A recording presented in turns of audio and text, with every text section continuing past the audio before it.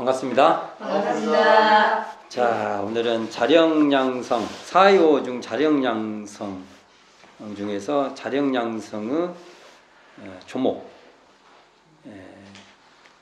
특히 오늘은 자력자로서 타력자에게 권장할 조목, 그리고 자령양성의 조목, 이 두 부분을 살펴보도록 하겠습니다. 자, 지난 시간 한번 정리를 해보면 자령양성, 사요를 시작할 때 이게 처음 등장해요. 자령양성이. 그래서 제가 시작할 때 이렇게 말했어요. 자령양성을 잘 정초하지, 그러니까 기반을 딱 세우지 않으면 사요 전체가 이렇게 삐뚤어져요. 자령양성 잘 이해를 해야 됩니다. 네. 자령양성이 시작할 때 자령양성은 강령이 나오죠. 이 강령은 정말 절대적으로 중요합니다. 자령양성 강령. 그래서 대운사님께서 자력을 공부 삼아 이렇게 나가요. 공부 삼아서 양성해라. 표현이 그렇게 돼요. 자력 양성하지만 방법론상으로 보면 자력을 공부 삼아서 양성해라 이렇게 되죠. 이런 표현도 공부 삼는다는 것이, 공부 삼는 자세로 자력을 이렇게 양성해라. 그래가지고 자기의 의무와 책임을 다하는 동시에 무자력자를 보호해라. 이게 이제 자력양성의 내용이에요. 이게. 그리고 그 다음에 과거 타력생활의 조목을 또 제시를 쭉 해요. 과거에 타력생활이 이러했다. 그러면서나 두 가지죠. 타력생활인 의례생활과 의례생활을 일단 제시를 해요. 그리고 남녀 권리의 차별. 이게 대표적으로 삼종지도. 과거 여자로 태어나면 어떻게 남자들한테 종속되어 왔는가를 한 예를 들어서 말한 거예요. 꼭 그것만 있는 게 아니에요. 근데 그 예를 통해서 전체를 설명해 보려고 한 거예요. 이렇게 남녀의 권리가 차별적이었다라는 것을 설명하는 것이죠. 이걸 제시를 하는데요.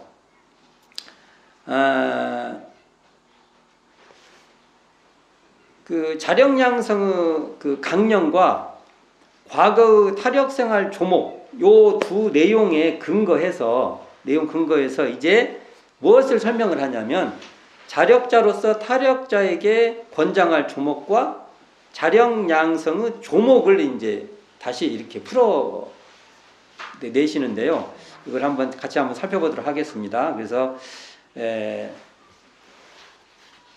정전 40쪽을 보면 이 자력자로서 타력자에게 권장할 조목이 등장합니다. 자력자로서 타력자, 이게 의뢰하는 사람한테 권장할 조목인데, 이것은 사실은 앞의 내용 중에 과거 타력 생활의 조목과 이렇게 뭐죠? 반대되죠, 반대. 과거는 그럼 어떻게 된 거예요? 과거 타력 생활이라는 것은 자력자를 타력자로 만들지 않은 거예요. 이걸 반대로 이렇게 생각하면 되는 겁니다. 이게 40쪽 한번 펴보겠습니다. 제가 요 원불교 정전에서 이게 빨간 그거 돼 있는 이게 정전에 한자로 표기가 돼 있어요. 그래서 한문 표기를 좀 정확하게 알고 싶을 때는 요 책을 기준으로 보면 좋습니다.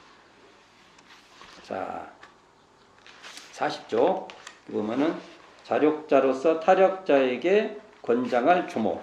그래서 같이 한번 봉독해 보겠습니다. 자, 1. 자력 있는 사람이 부당한 의뢰를 구할 때에는 그 의뢰를 받아주지 아니할 것이요. 2.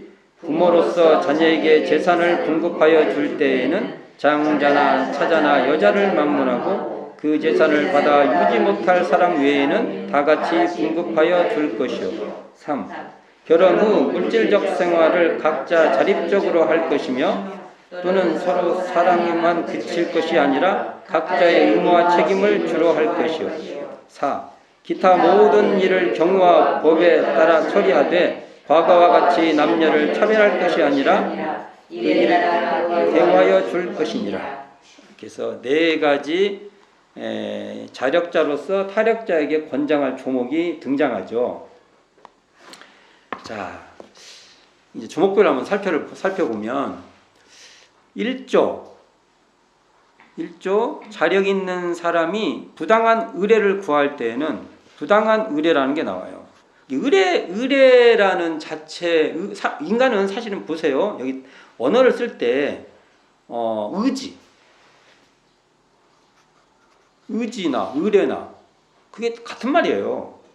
내가 누구하고 이렇게 의지를 해요. 아니 뭐 결혼을 해서 부부간에 한 가정을 꾸려가는데 서로를 의지합니다. 이건 굉장히 필요해요. 서로 의뢰한다. 서로를 의뢰한다. 그 언어 자체는 별 의미가 없어요. 그렇죠. 언어 자체는 그 의미가 없어요. 근데 그 내용이 어떻게 되냐가 중요하죠. 그 내용이. 그래서 앞에 보면 부당한 이런 것이 맞는 말이에요. 부당한 의뢰. 우리가 자력 있는 사람이 부당한 의뢰를 구할 때는 이게 자력으로 충분히 뭐든지 노력해서 살 수 있는 사람인데 부당한 의뢰를 구할 때는 그 의뢰를 받아주지 아니할 것이요. 이게 상당히 매정한 말 같지만 이런 것은 여러 가지로 생각해 봐야 됩니다. 저희들이. 이거 이제 가깝게 있을 때는 자식을 키울 때 우리가 많이 경험하는 거 아닙니까? 어느 정도 나이가 들어서 자기 삶을 살아가야 되는데 스스로 살아갈 힘이 없는 거예요. 이게 개인적 관계에서는. 그리고 또는 스스로 살아갈 그 시스템, 그 기반들을 그 길을 갈 수 있도록 해야지 그냥 소비되고 이런 삶. 또 이런 말은 제도적으로 보면은 우리 국가 제도나 이 사회 제도로 보면은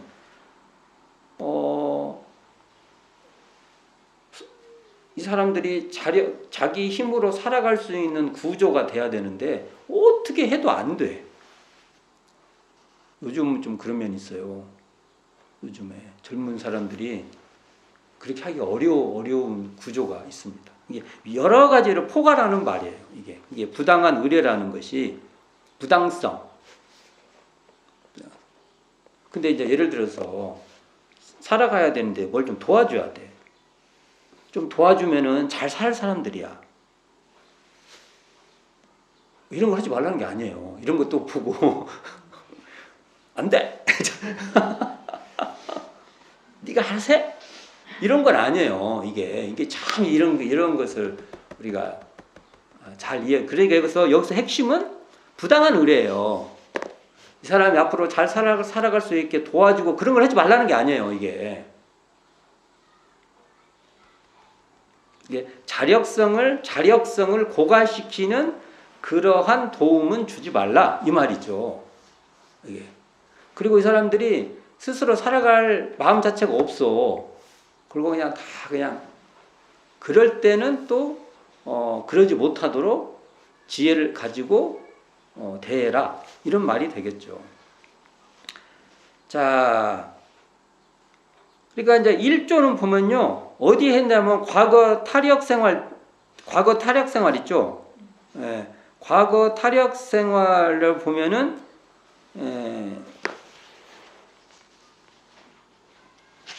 한번 봅시다. 앞에 과거 타력 생활을 보면 1조에 해당돼요.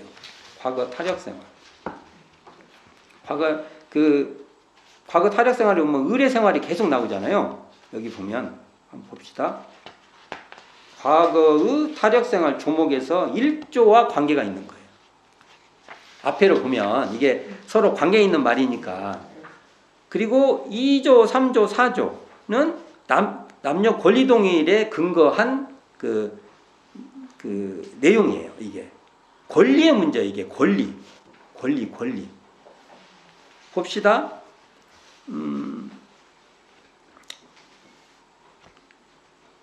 2조 한번 봅시다. 2조. 부모로서 자녀에게 재산을 분급하여 줄 때에는 장자나 차자나 여자를 막론하고 그 재산을 받아 유지 못할 사람 외에는 다 같이 분급하여 줄 것이요. 분급이 뭐예요? 나누어 준다. 이 말이죠.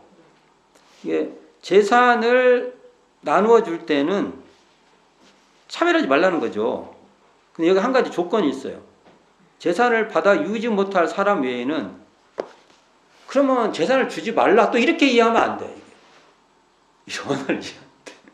재산 주지 마, 이게 아니라 그것은 다른 방식으로 도와줘야지. 그 재산 관리는 해도 사람은 이제 다른 식으로, 아니 주면은 그냥 사라지니까, 만약 집안이라면 그걸 법적으로 어떻게 해서 생활비가 나오게 한다든지, 그렇죠. 이게 이런 식으로 해서 지혜롭게 해라. 그렇지? 이걸 바로 그러면 못하는 사람 주지 말아야겠네, 이러면 안 돼요. 이런 말이 아니에요. 이게. 자, 우리는 인간은요, 서로 의지하고 사는 존재지 혼자 사는 존재가 아닙니다. 여기서 보면은 뭐 부당한 의뢰 이런 말이 나오면은 잘못 이해를 하면 그냥 도와주지 마 이렇게 이해하는데, 자력이 계속 고갈되는 그렇게 되도록 하는 그 의존을 경계하신 거지, 인간은 서로 다 돕고 사는 거예요. 우리가 이거 돕고 살수록 좋아요.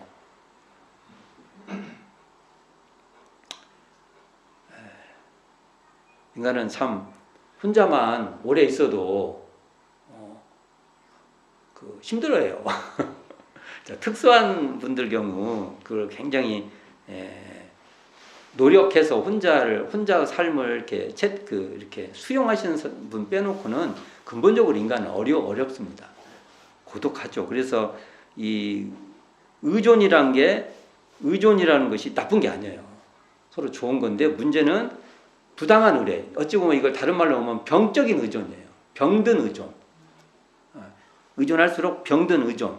이런 것을 경계하신 거라고 볼 수 있죠. 자, 정산종사법어 경위편 11장에 그 의뢰하는 심리에 대해서 말씀을 하셔요. 자, 그거 한번 제가 봉독을 해보면, 첫째, 자기가 능히 할 일을 남에게 미루고 자기는 편히 지내는 것이요. 이렇게 합니까? 한 번씩. 자주. 이게 저도 가만히 보면 의식하지 않으면 이렇게 하는 것 같아요. 요즘은 좋아요. 요즘은 좋아.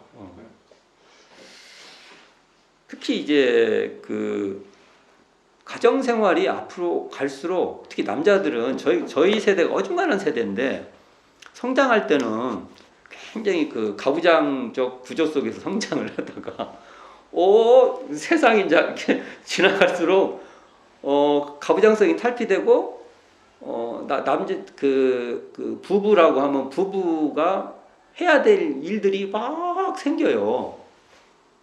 그리고 몸은 훈련이 안 돼 있고 머리로는 해야 돼. 이렇게 되는 겁니다, 이게. 그러니까 이렇게 안 챙기면 이렇게 돼요. 남에게 미루어요. 자기는 편하게 지내려고 해요. 그래서 어릴 때부터 이렇게 안 커야 될 것 같습니다. 이제는 그냥 당연히 예를 들어서 자기가 해야 될 일은 그냥 정말 너무나 당연히 자기가 해야 될 일이에요. 그게 뭐 이제 저희 같은 경우 그 아버지가 집에 바깥에서 그냥 힘들으셨겠죠. 근데 집에 오시면 뭐 상차라고 하면 상차리고 물 떠오라면 물 떠오고 그런 면이 좀 있어. 거의 다 그랬어요. 저희 세대 때만 해도 거의 그 아버지는 그랬죠. 근데 그 눈으로 지금 시각으로 보면 그때는 그게 또 아니에요. 그때는 또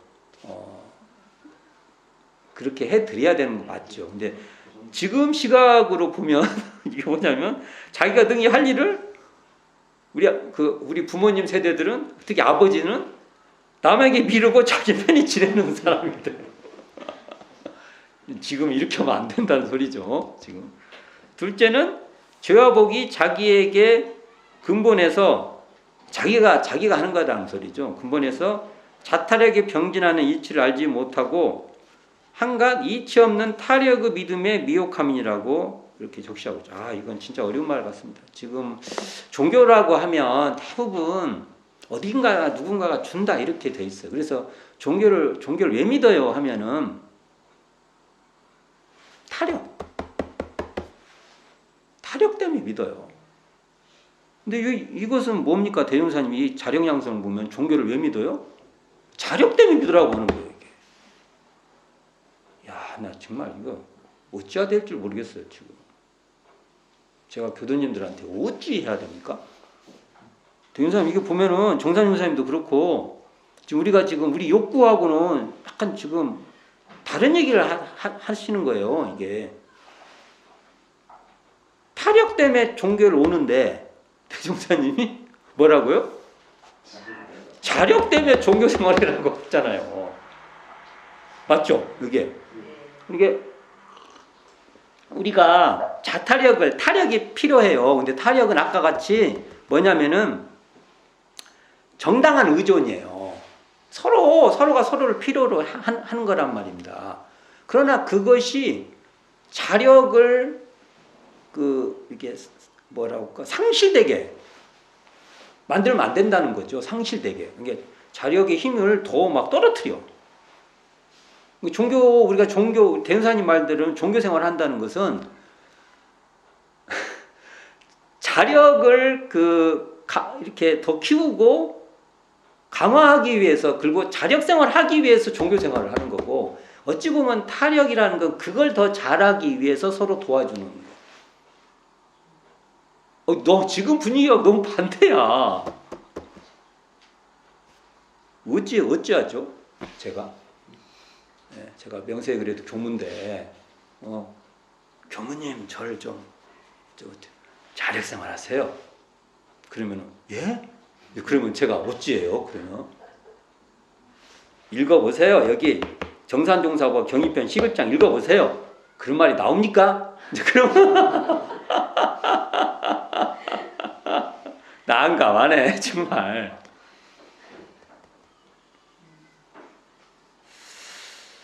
어쨌든 우리가 당장의 문제를 이렇게 할 수는 없지만, 이렇게 아시는 분은 이 자력 양성이 뭔지를 아주 우리가 확고함이 있어야 됩니다. 이제는 그래서 대은사님이 미래 시대의 가르침을 던지는 겁니다. 지금 우리가 종교라고 하지만, 종교라고 하면은 서구적 종교는 뭔가 절대자하고의 어떤 계약 관계, 어떤 이렇게 연결, 이런 게 기본적 사유예요.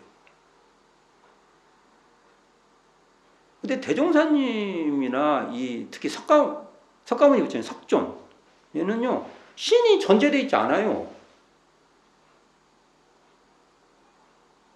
저번 때도 제가 말씀드린 적이 있지만, 신의 입장에서 이 신을 전제하지 않은 종교를 무신론이라고 말할 뿐이에요. 그건 당신들 입장에서 하지. 이 깨달음의 종교는요, 그것 자체를 전제하지 않아요. 생각이 없어, 아예. 생각이 없는 사람한테 자기가 이것을 어떤 라떼를 붙이는 거예요.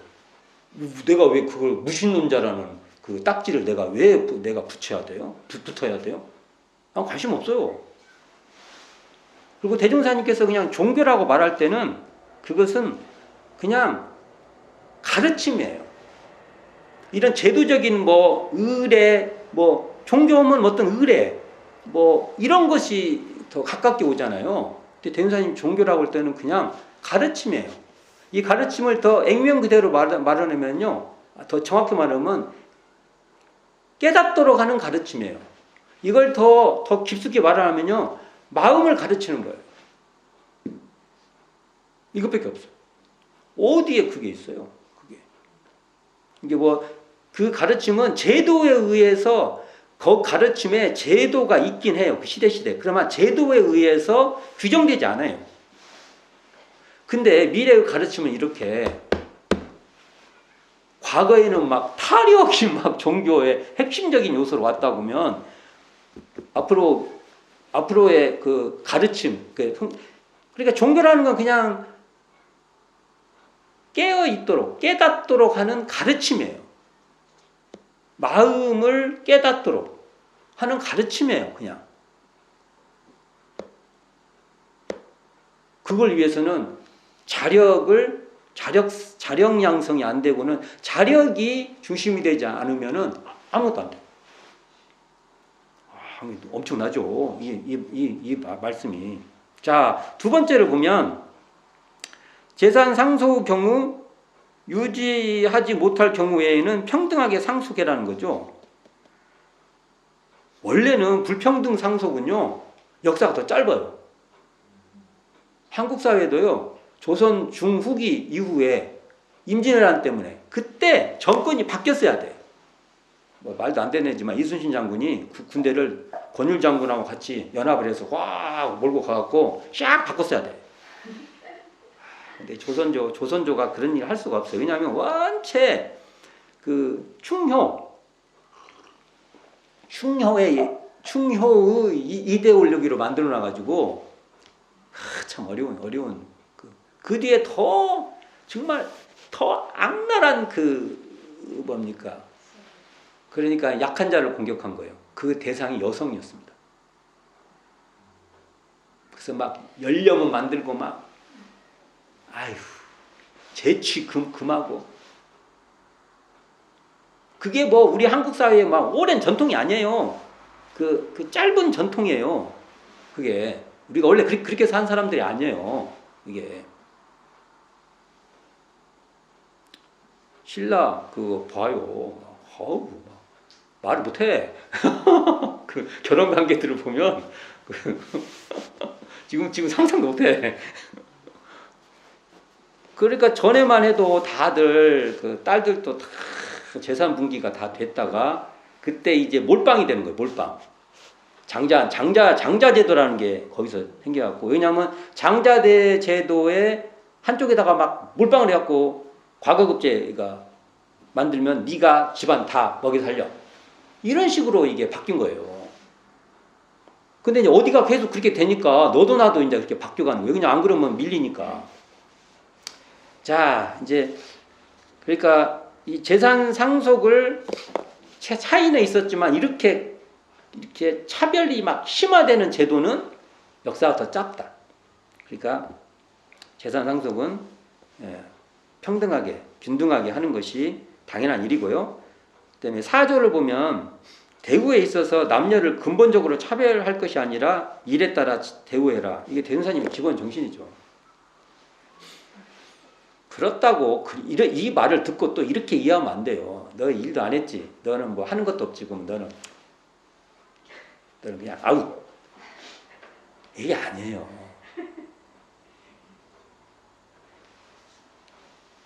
그 열심히 한 사람들한테 대해서는 대우를 해주되 그렇다고 해서 모든 사람들을 차별하는 소리가 아니에요. 그 사람도 다 살 수 있게끔 하면서 그래도 또 열심히 한 사람들은 대우를 해주라, 이 말이지. 이걸 또 보니까 너는 대우 받지 마, 너는 아예 그냥 굶어 죽어, 이런 말 아니에요. 이게 또 이렇게 이해하면 안 되는 거예요.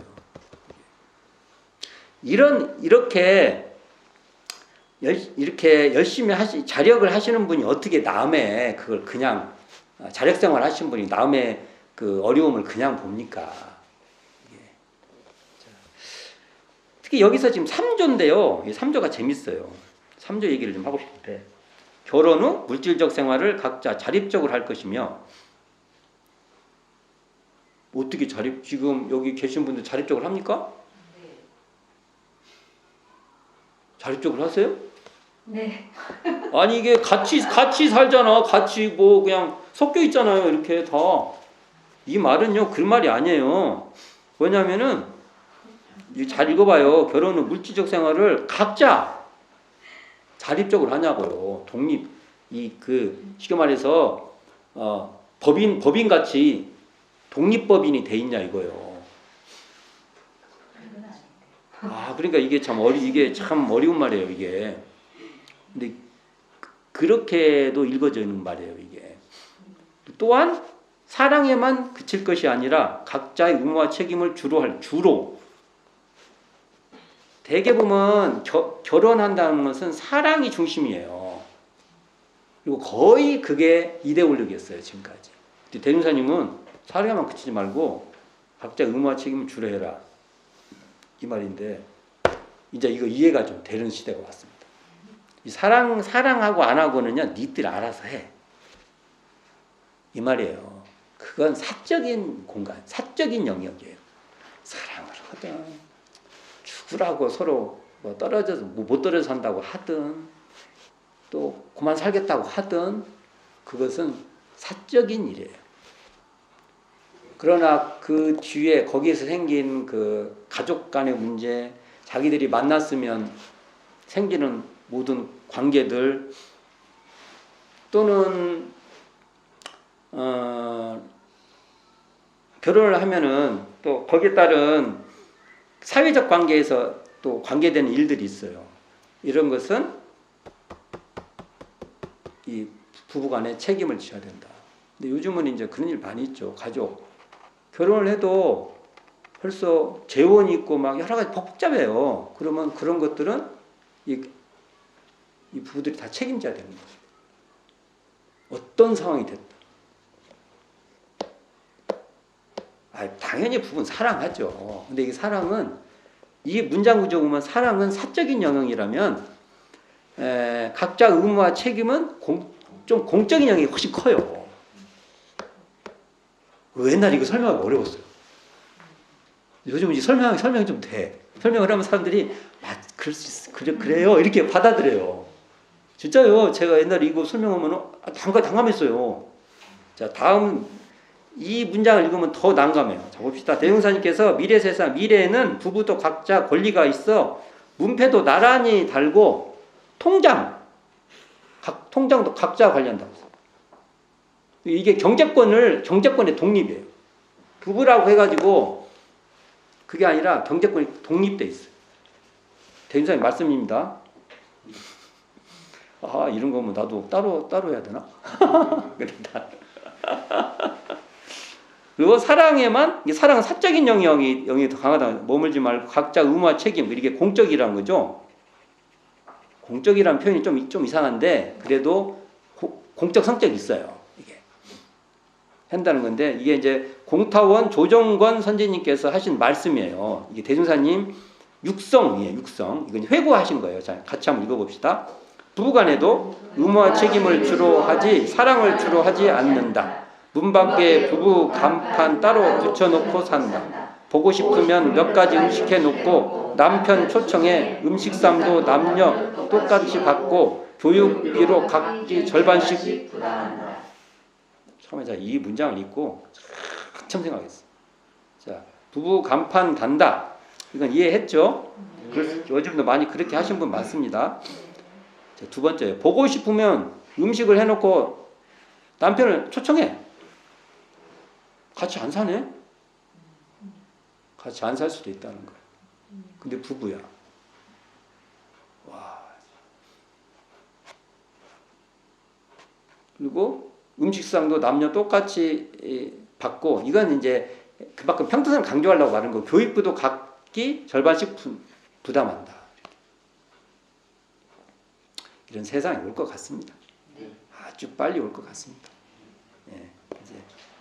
그러니까 대종사님께서는 미래 가족은 부부가 각자의 독자적 경제권을 가진다는 거예요. 이게 독자적 경제권, 이게 중요한 얘기예요. 경제권이 없는 자력 생활은 불가능합니다. 어쨌든 그 경제권의 독립이 있어야 됩니다. 여성이 그 권리를 획득하기 위해서는 경제권의 독립이 절대적이에요. 이건 진짜 절대적입니다. 앞으로 그런 사회로 갈 수밖에 없을 겁니다.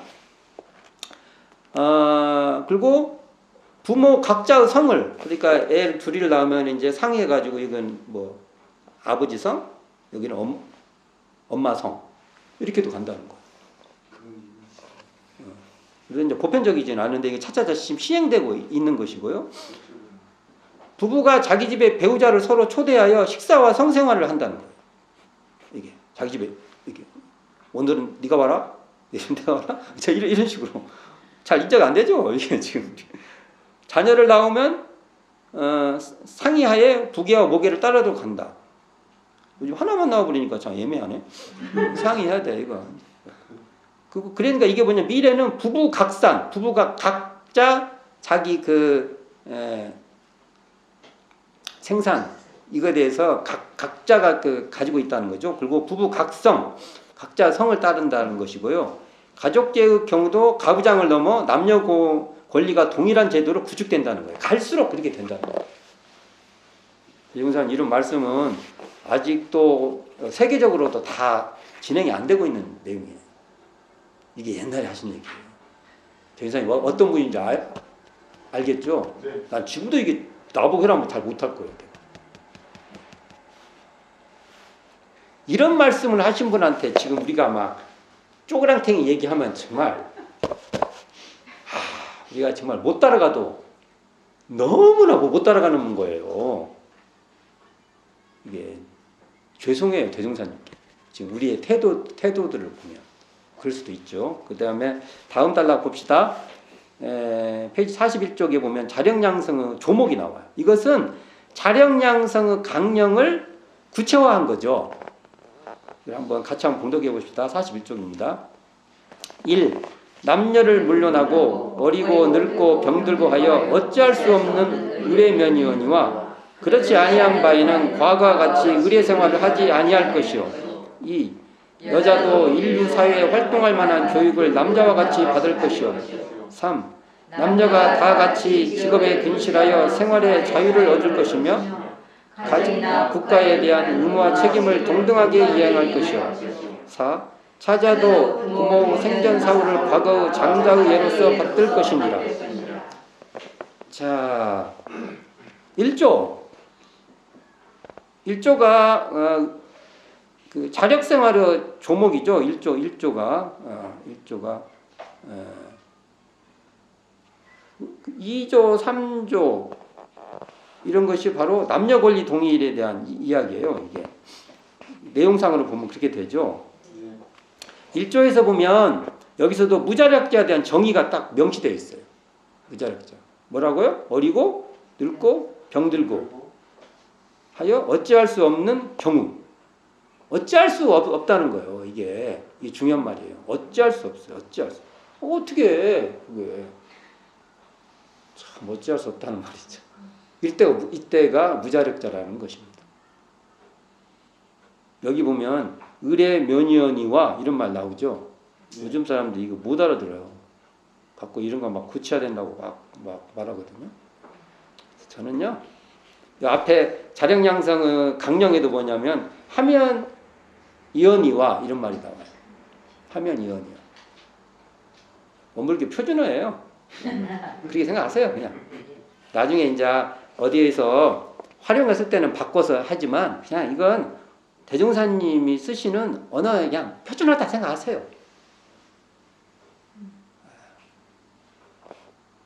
구수하고 좋네. 그건 이제 다른 데 우리가 외부에 나가서 쓸 때 이럴 때는 또 잘 풀어서 써야죠.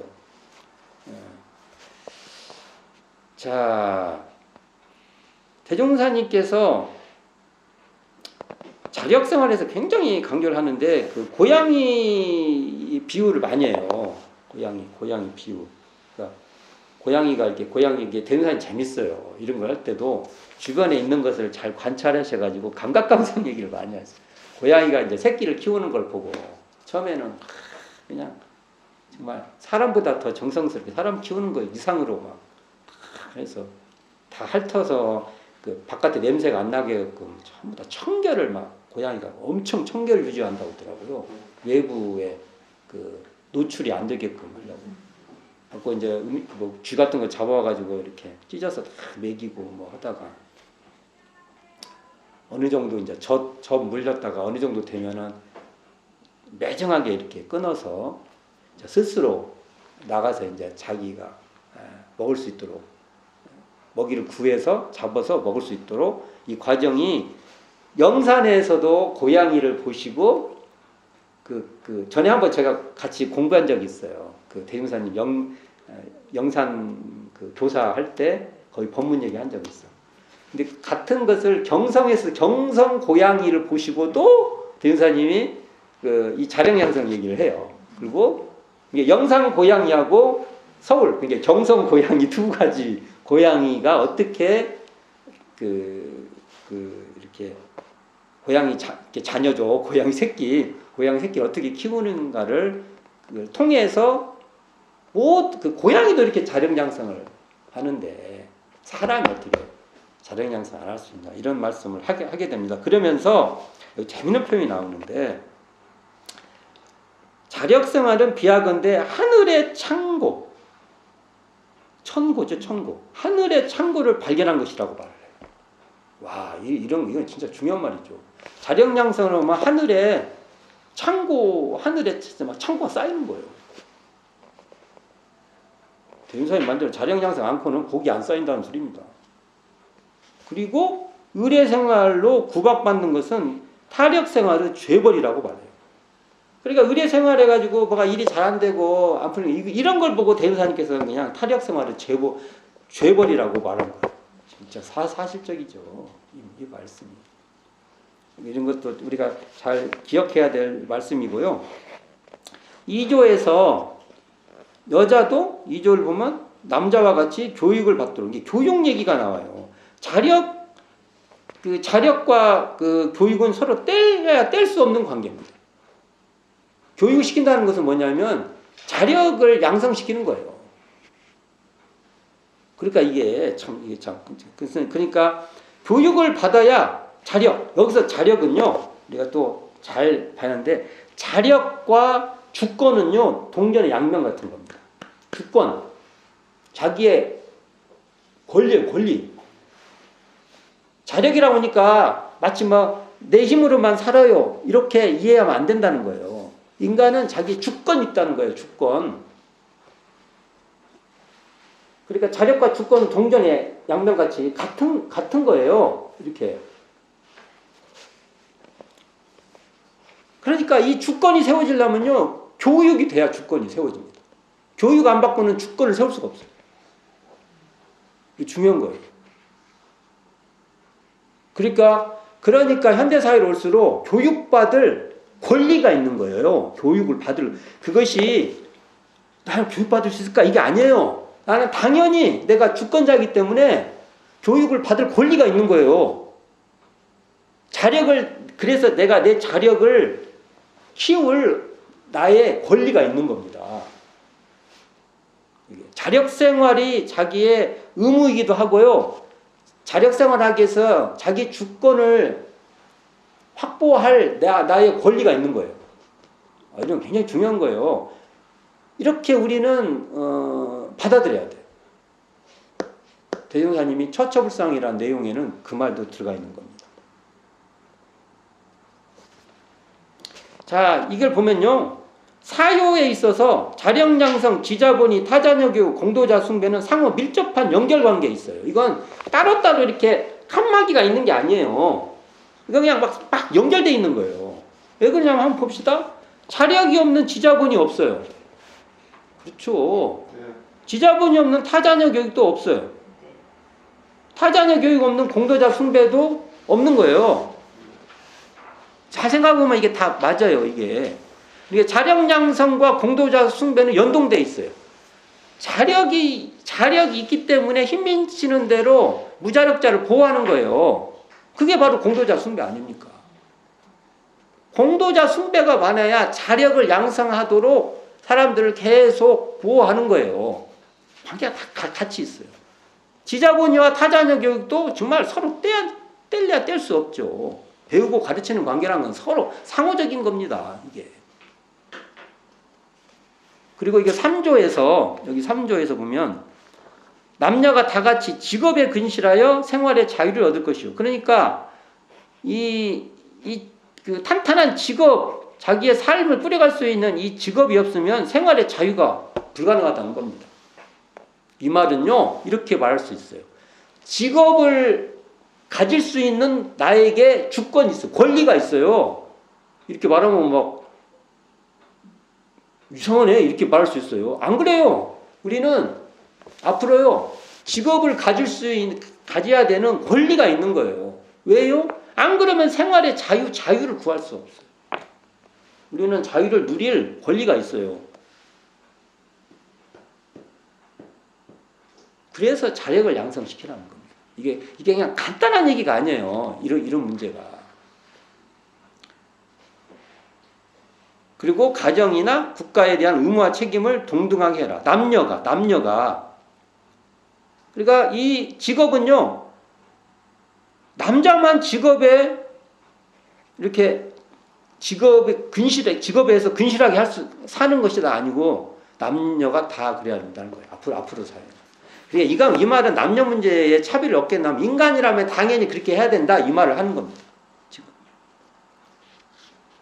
이게 남녀가 경제력이 있어야, 이 직업에 근실한다는 건 경제력이 있다는 거예요. 경제력이 있어야 생활에 자유로울 수 있는 거예요. 만약 앞으로 경제력에 문제가 있다면 국가가 그 경제력을 어느 정도 해결해야 돼요.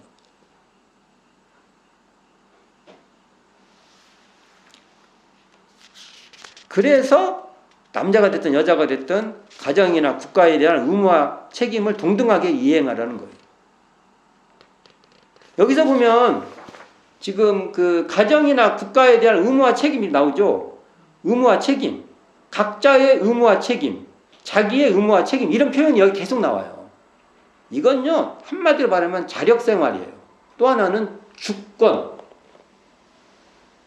주권을 세우라는 소리입니다. 주권이 있어야 타인을 도울 수도 있고, 타인과 함께 해야 될 일을 함께 나눠서도 할 수 있고, 이런 겁니다.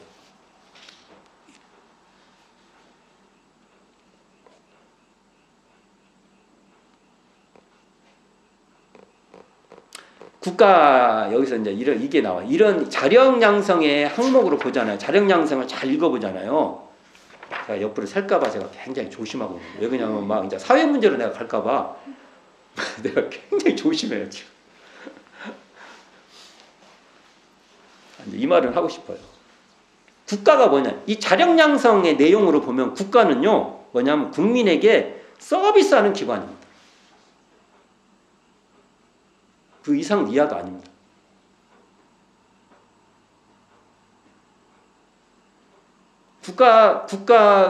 국가는요,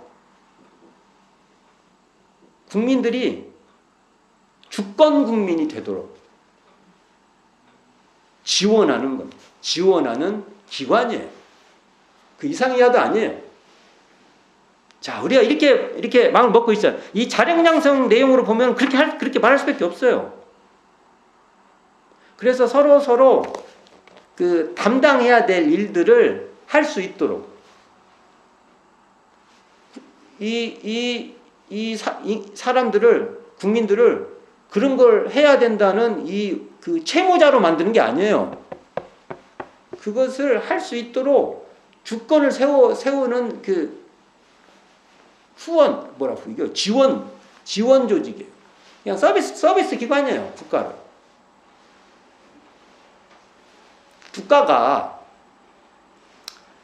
국가라는 곳이, 국가가 중요하긴 했지만 국가가 국민, 그 안에 있는 주권 국민보다 더 위로 올라갈 수는 없습니다. 자력 양성 이 입장으로 보면. 더 나가면 안 돼요. 이거 이제 고쳐보자. 지금 말하다 보면 더 나갈 것 같아요.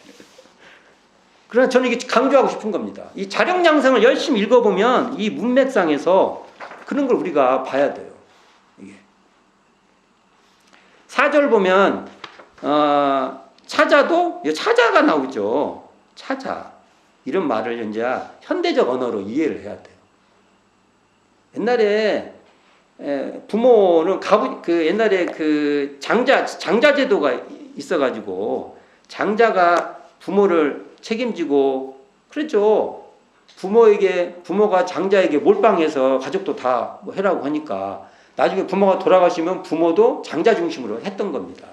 이 말은 이렇게 해서 이 예를 들은 거예요. 대종사님께서 예. 이게 찾아도 부모 생전 사후를 과거 장자의 예로서 받들 것이요. 이게 과거 장자의 그 예같이 해라 이 말은 이걸 현대적으로 해석을 해야 돼요. 현대적으로 이 말을 이런 말을 보고 이게 말이 되는 소리야 이렇게 하면 안 돼요. 말에 대한 이해도 없는 거예요 이게. 그럼 이것을 현대적으로 하면은 장자와 차자의 용어는 현대적 의미로 확대해서 읽으면 사회적 권리와 책임을 미룰 수밖에 없는 미룰 수밖에 없어요. 미룰 수밖에 없는 자력 없는 사회적 차자. 여기서 차자란 것은 그 주권을 행사할 수가 없어요. 이런 사회 구조를 극복하라는 거예요. 그렇게 만들지 말라는 거예요.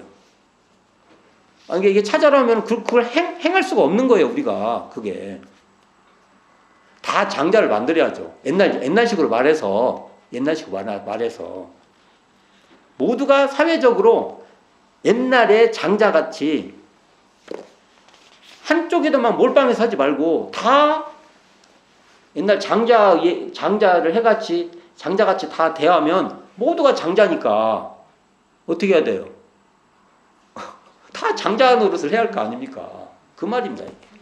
이렇게 그 예를 들어서 말한 것 같고 이런 것은 사회 이제 옛날 시대 표현이다 이렇게 해갖고 이거 대행사님께서 그 이해를 잘못한 것이다 이렇게 말 뜻을 못 알아들으면 이렇게 못 알아들으면 어떻게 합니까? 이런 걸 이런 얘기 해요. 답답해 죽겠어. 그렇게 우리가 이해를 해야겠죠 이게. 자 그래서 다 장자를 만들어야 된다. 옛날식으로 말했을 때. 그러려면 어떻게 해야 됩니까 우리가? 모든 사람이 다 주권자가 되도록 해야 되는 겁니다. 주권자가. 자,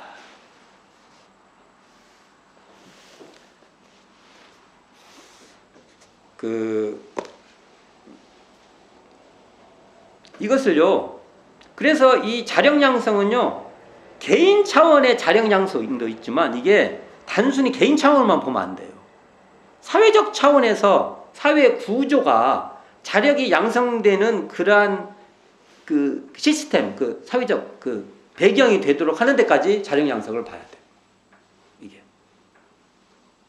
자력을 양성하여 약자를 보호해야 되는 겁니다. 그렇다고 해서 부당한 의례를 해라는 게 아니고 그건 차단해라 이거죠. 약자 보호하고 부당한 의례를 받아주는 거하고는 다른 거예요. 이게 구분해야 돼. 이게 구분할 수 있어요. 의례심을 보호하는 것이 아니라 자력을 보호하는 겁니다. 자력이 양성되도록 무자력자가 결국은 자력자가 되도록 보호해라는 겁니다. 그리고 절대적 무자력일 때는 도와야 된다는 겁니다. 절대적 무자력자도 얼마나 많습니까? 그건 누구 책임인데요? 그 사람만 책임 있어요? 그 사람도 어느 정도 있겠지만 그렇지 않아요. 방치한 거 아닙니까? 그 사람이 절대적 무자력자까지 떨어지도록 그냥 방치해버린 거 아닙니까? 그럼 우리가 자력 양성 안 한 거예요. 이거에. 그렇게 봐야 된다는 것이죠. 그래서 이걸 강자역자 진화상의 요법으로 아마 이 자력 양상을 한번 해석을 해보면 강자는요 약자를 수탈하고 착취하는 타력에 의거하지 않고 자기 스스로 하는 그 자력 생활을 공부 삼아 약자를 보호하도록 해야 된다는 거예요. 내가 강자라고 여긴다면. 착취하면요 그게 의례생활이에요. 의례생활을 다른 표현이 뭐냐면요 착취하는 거예요. 수탈하는 거예요. 더 심하게 말하면 수탈하고 착취하면 그게 대종사님 표현을 하면 자력생활이 아니라 의례생활이에요. 부당한 의례생활이라는 겁니다. 이렇게 읽어야 됩니다. 의례생활 안에 이렇게 해야 돼. 그렇죠. 자기 지분 이만큼밖에 안 되는데 전체를 장악하고 지 거라고 다 해. 자기 거라고 다 해. 그 의례 생활이죠. 이게 사회부자 그렇게 돼서는 안 된다는 겁니다. 지금 이게. 대웅사님 자령 양성을 보면은 동의할 수가 없어요. 동의가 안 돼. 자령 양성을 읽어보면 어떻게 동의를 합니까? 거기에 대해서. 자력 생활 시켜야 되겠네? 이렇게 가죠. 약자는요, 강자의 수탈과 착취에 비협조해야 됩니다. 이게 참 어려운 일이지만, 비협조, 비타협해야 돼. 아니, 타협을 그냥 거기 응해주면은 그 강자들을요, 뭘로 만드냐면요, 의례생활자로 만들어버리니까. 어찌든지 비협조, 비타협에서 스스로 자력을 공부 삼아서 강자 길로 나아가야 된다는 거예요. 여기서 강자는 자력으로 자기 주권을 행사할 수 있는 그러한 세계로 나가요. 이게 바로 자력양성 사회라는 겁니다. 대종경 실시품 25장에서 양하온 사모를 통해서 자력생활을 강조하신 대종사님의 법문이 나와요. 양하온 사모가 회상 창립 전후로 사가일을 전담했어요. 아, 그렇죠. 대종사님 참 어떤 분인데. 다른 교조에 사모님이라고 막 대우받고 그럴 판인데 대종사님이 안 했어요. 그렇게 정말 애정해셔. 남편으로서 그래도 우리 양하온 사모님이 대종사님을 얼마나 좋아하는지 몰라요. 그런데 공사 구분이 분명하신 거예요. 심지어 그 유명한 일이 있어요. 제자들이 이제 총구에서 이제 예배 끝나고 밥 먹고 가시라고 하니까 대종사님께서 눈치 줘요. 집에 가라고. 그런데 가만히 있어 조금 울으셨다는 거던가. 하여간 그 잘 모르겠어요. 그런지 하여간 참 제자들도 참 그 공밥 먹는 거 아니라고. 아, 무서운 양반. 그러니까 이제 교도들이 죄송하잖아요. 이거는 나도 진짜 죄송할 것 같아. 정말 죄송하지 이게. 그래서 교단적으로 이렇게 사람들 막 해서 성금을 이제 모은 거예요.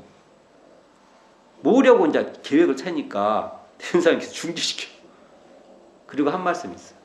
이만한 큰 회상을 창립하는데 그 사람도 직접 나서서 창립에 큰 인물은 못될 정정 도리어 대중의 도움을 받아서야 되겠는가.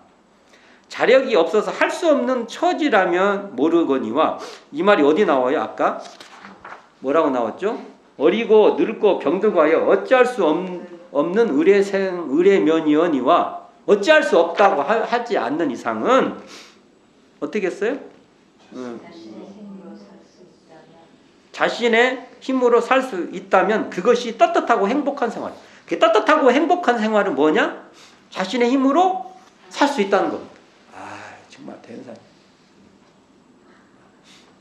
한편으로는 참 너무 단호하신 것 같고 한편으로는 정말 당당하세요. 그렇죠? 이거 보면 이게 대종사님은 자력생활이 떳떳하고 행복한 생활이라는 것을 양하온 사모를 통해서 우리에게 보여주신 것이죠. 그러니까 자력 양성하여 자력생활해라는 것입니다. 자력을 공부 삼아 양성해서 자력생활하는 그것이 바로 떳떳한 길이다.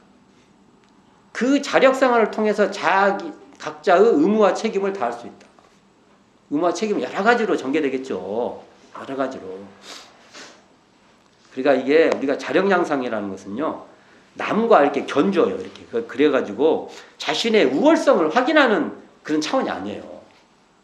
그 뭔 자력양성이에요, 그건. 자기 잘난 거 말하려고 하는 거지. 그게 아니라 끊임없이 자기를 성숙시키는 거. 자기를 성숙시키고 자신의 힘을 이렇게 자력을 확장해 가는 그러한 길이다.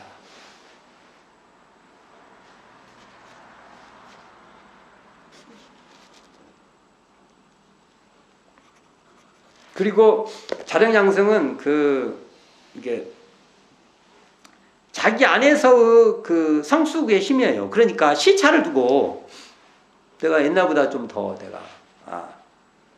내 자력이 더 나아졌고 성숙했구나. 그런 성숙 비교지. 이게 남과 이렇게 비교해 갖고 그거 뭐라고 해야 돼? 그걸 남과 비교하는 거. 그런 건 자력 양상 아닙니다. 그 막 자력 양상이라 내가 너보다 뭐 힘이 더 좋네 이런 거 아니에요. 그 힘자랑이지. 자력 양상 그런 거 아니라는 것이죠.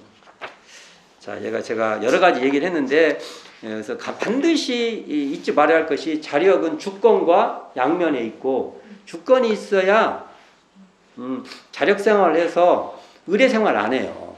그리고 주권이 있어야 주권이 있는 사람들끼리 서로 연대해서 무자력자도 돕고 서로 의무와 책임을 다하는 그런 사회로 가는 겁니다. 그리고 국가라는 것은 그런 주권 국민들을 이렇게 지원하는 어떤 주권 국민이 되도록 주권을 가지고 의무와 책임을 다할 수 있도록 그것을 지원하는 그런 기관이라는 겁니다. 자, 오늘은 뭐 여러 가지로 그 자력자로서 타력자에게 권장할 조목과 자력 양성 조목 이 두 말씀을 대종사님 말씀에 따라 한번 살펴보았습니다. 네, 수고하셨습니다.